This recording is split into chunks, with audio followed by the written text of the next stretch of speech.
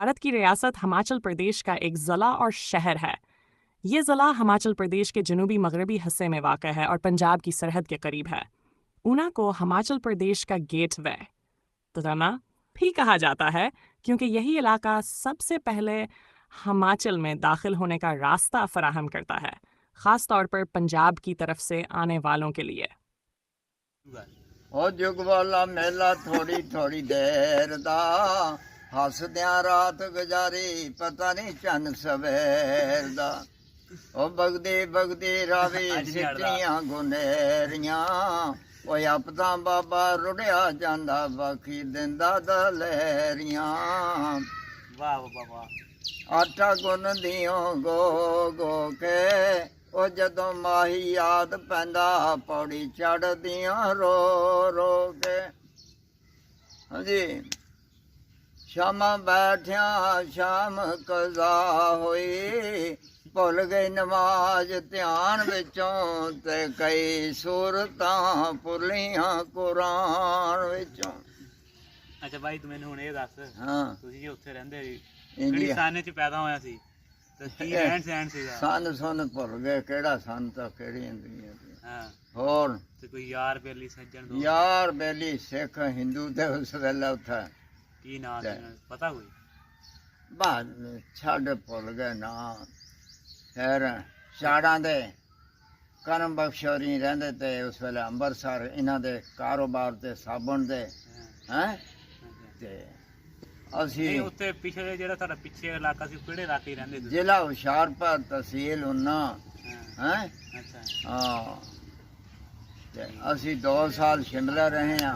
ਅੱਛਾ ਉੱਥੇ ਅੰਗਰੇਜ਼ ਦੇਖੇ ਚਿੱਟੇ ਤੇ ਉਹ ਜਨਾਬ ਮੈਮ ਤਾਂ ਸਾਹਿਬ ਜੋੜੀ ਹੱਥ। ਸੀਗੇ ਜਦੋਂ ਪਾਕਿਸਤਾਨ ਤੋਂ ਇੰਡੀਆ ਤੋਂ? ਇੰਡੀਆ ਤੋਂ ਪਹਿਲਾਂ ਮੁਸਲਿਮ ਲੀਗ ਦੀ ਤਾਰੀਖ ਚੱਲੀ। ਅੱਛਾ ਪਿੰਡਾਂ 'ਚ ਸਕੂਲਾਂ 'ਚ ਮੁਸਲਿਮ ਲੀਗ ਦੀ ਜਿਸ ਵੇਲੇ ਵੋਟਿੰਗ ਹੋਈ ਤਾਂ ਮੁਸਲਿਮ ਲੀਗ ਜਿੱਤ ਗਈ। ਅੱਛਾ ਫਿਰ ਕਰਾਰਦਾਦ ਮਨਜ਼ੂਰ ਹੋਈ, ਹਿੰਦੁਸਤਾਨ ਪਾਕਿਸਤਾਨ ਬਣ ਗਿਆ। ਅੱਛਾ ਲਹਿੰਦੇ ਦੀ ਦੁਨੀਆ ਚੜ੍ਹਦੇ ਤੇ ਚੜ੍ਹਦੇ ਦੀ ਲਹਿੰਦਾ ਗਈ ਅੱਛਾ ਹੈਂ। ਬਸ ਇਹ ਮੁਸਾਫਰ ਖਾਨਾ ਹੈ। ਫਿਰ ਤੇ ਕਿੰਨੇ ਭੈਣ ਭਰਾ ਤੁਸੀਂ ਜਿਹੜੇ ਰਾਸਤੇ ਵਿੱਚ ਰਹਿ ਅਸੀਂ ਗਏ ਸੀ? 4 ਭੈਣ ਭਰਾ ਤੇ ਜਿਹੜੇ ਰਸਤੇ 'ਚ 3 ਗੁਜ਼ਰ ਗਏ ਅੱਛਾ ਹੈਂ। ਤੇ ਬਾਲਕ ਸਾਹਿਬ ਗਿਆ, ਦਾਦਾ ਗਿਆ, ਦਾਦੀ ਗਈ, 3 ਭੈਣ ਭਰਾ ਗਏ ਹੈਂ। ਅੱਛਾ ਤੇ ਫਿਰ ਨਹੀਂ ਆ ਕੇ ਕਿਹੜੀ ਜਗ੍ਹਾ ਤੇ ਉਹ ਫੌਤ ਹੋਏ ਸੀ? ਇਹ ਨਸਰਾਲਾ ਨਸਰਾਲੇ? ਕੈਂਪ ਬੈਠਾ ਨਾ, ਉੱਥੇ ਤਬਾਹੀ ਹੋਈ। ਅੱਛਾ ਚੱਕ ਸਾਧੂ ਬੈਠੇ ਆ ਤਾਂ ਉੱਥੇ ਹਿੰਦੂ ਤਾਂ ਸਿੱਖ ਆ ਗਏ ਜਥਾ ਬਣ ਕੇ ਵੀ ਇਹ ਕੈਂਪ ਪੂਰਾ ਤਬਾਹ ਕਰਨਾ। ਅੱਛਾ ਉੱਥੇ ਫਿਰ ਕਰਨਲ ਰਿਆਜ਼ ਗਿਆ ਵਾ ਤਾਂ ਛੁੱਟੀ ਤੇ।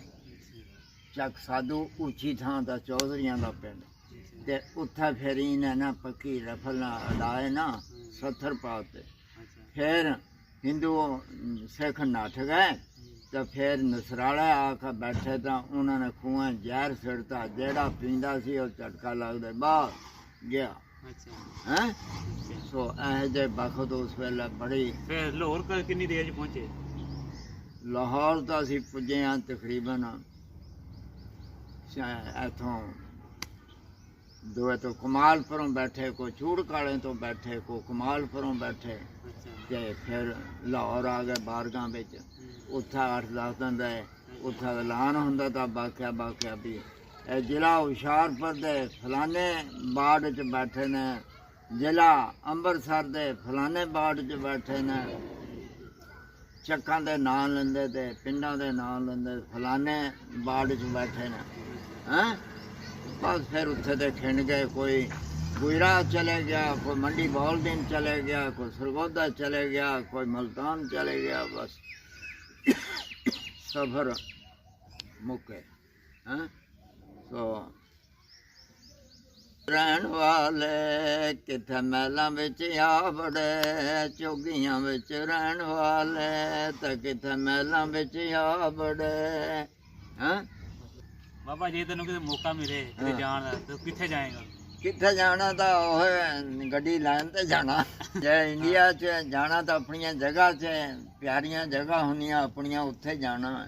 ਕਿਹੜੀਆਂ ਕਿਹੜੀਆਂ ਜ਼ਿਲ੍ਹਾ ਜਗ੍ਹਾ ਹੁਸ਼ਿਆਰਪੁਰ ਤਹਿਸੀਲ ਉਨਾ ਅੱਛਾ ਹੈਂ ਕਿਹੜੀ ਕਿਹੜੀ ਜਗ੍ਹਾ ਯਾਦ ਹੈ ਹਲੇ ਤੁਹਾਨੂੰ? ਯਾਦ ਦਿੱਲੀ ਵੀ ਯਾਦ, ਅੰਮ੍ਰਿਤਸਰ ਵੀ ਯਾਦ, ਸ਼ਿਮਲਾ ਯਾਦ। ਸ਼ਿਮਲਾ ਤਾਂ 2 ਸਾਲ ਪੂਰੇ ਰਹੇ।